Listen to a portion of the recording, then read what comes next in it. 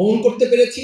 2006 সালে 28 অক্টোবর আমরা সেটাকে ওন করতে পারি নাই, কারণ এটা শুধু জামাত ইসলামী ছাত্র শিবিরের সম্পদ বলে মনে করা হয়। আমি আজকে আস্তে আস্তে খেয়াল করলাম মিডিয়াগুলো, আমাদের প্রচলিত মিডিয়া, আমি সব মিডিয়াকে বলছি না, অত্যন্ত দুর্ভাগ্যজনক 2006 সালে 28 অক্টোবরের এই ঘটনা আজকে মেইন স্ট্রিম পত্রিকাগুলো আমি আস্তে আস্তে দেখার চেষ্টা করলাম, দুই একটা ব্যতিক্রম ছাড়া কোনো মিডিয়া আজকে 2006 সালে 28 অক্টোবরকে ধারণ করতে ব্যর্থ হয়েছে।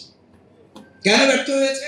ব্যর্থ হয়েছে এই জন্য যে শেখ হাসিনার সেদিনের রোগী বৈঠার এই অমানবিক নির্যাতনের চিত্র যদি বাংলাদেশের মানুষের কাছে তুলে ধরা যায়, তাহলে আর কোনোদিন ফেসিবাদ কায়েম হবে না। অথচ কেউ কেউ এখন মনে করেন আবার নতুন করে ফেসিবাদের হয়তো জন্ম তারা দিতে পারবেন। মিথ্যা আশ্বাসে আর লাভ হবে না, কোনো কমই আর ফেসিবাদ এদেশে মাথাচাড়া দেওয়া হবে না এবং দিতেও দেওয়া হবে না। এই শহীদ পরিবার, শহীদদের অনুসারী, ইসলামী ছাত্র শিবিরের একজন কর্মী সমর্থক বেঁচে থাকতে আমরা তা হতে দেব না ইনশাআল্লাহ। সেই প্রত্যাশা ব্যক্ত করে আবারও সবাইকে অনেক ধন্যবাদ জানিয়ে শহীদদেরকে আল্লাহ সুবহানাহু ওয়া তাআলা জান্নাতুল ফেরদাউসে উচ্চ মাকাম দান করুন।